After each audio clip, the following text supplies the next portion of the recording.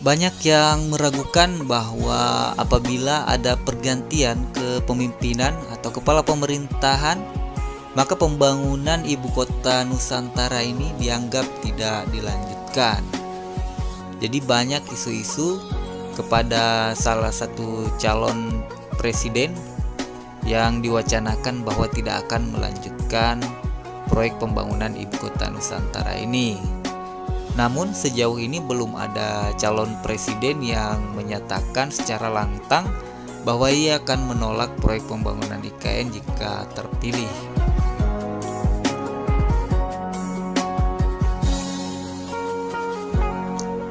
Nah, sebelumnya dari Menteri Investasi Bahlil Lahadalia memastikan proyek pembangunan ibu kota negara atau IKN Nusantara tetap berjalan meski pasca pemilihan presiden di tahun 2024. Asalkan penerus Presiden Joko Widodo nantinya tetap sejalan dengan arah kebijakan yang saat ini berjalan.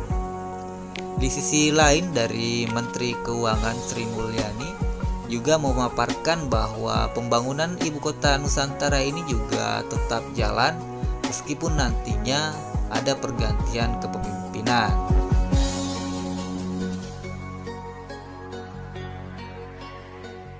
Nah, terkait dari bahasan Bahlil tadi, ia menuturkan kalau proyek pembangunan infrastruktur dasar di IKN Nusantara itu berjalan dengan baik. Jadi terbukti ya bahwa di lapangan saat ini kan progresnya sudah melebihi dari 40%. Kemudian juga dari segi anggaran hingga saat ini juga terus ada tuh untuk pembangunan ibu kota Nusantara ini.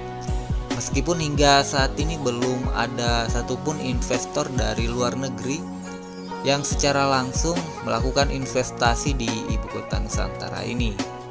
Hingga saat ini kan masih melihat-lihat tuh bagaimana progres proyek di IKN Nusantara ini, lanjut atau tidak tuh.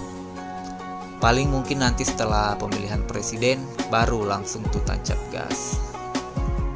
Jadi Menteri Investasi mengatakan ini untuk IKN kalau ditanya apakah yakin bisa berjalan, ia meyakini 100% bisa berjalan, terkecuali yang mengganti Pak Jokowi adalah yang tidak sejalan dengan Pak Jokowi.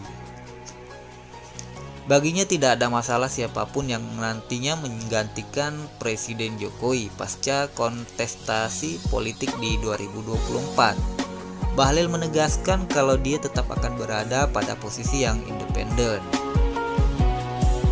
Dia mengungkapkan saat ini sudah ada 228 perusahaan yang telah sepakat untuk menaruh investasinya. Itu tercatat dari Letter of Interest atau LOL, penanaman investasi ke ibu kota Nusantara. Saya ingin mengatakan bahwa PP terkait dengan kemudahan investasi dan insentif IKN sudah kita juga buatkan.